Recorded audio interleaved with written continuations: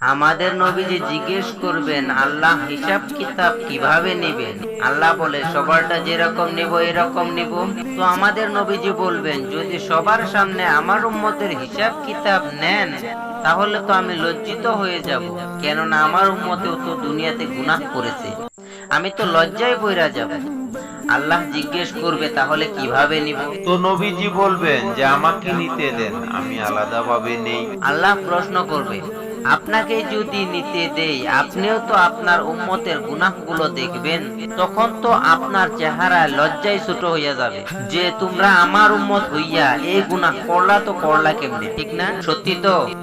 আল্লাহ জবাব দিবে বন্ধু, ওয়াদা আপনার চেহারা আমি লজ্জিত করব না, বিদায় আপনার উম্মতের হিসাব কিতাব নিব আমি বটে, কারো সামনে না, আপনার সামনেও না, আমি পর্দার ভিতরে নিয়ে নিব, আপনাকেও জানতে দিব না, কাউকে জানতে দিব না।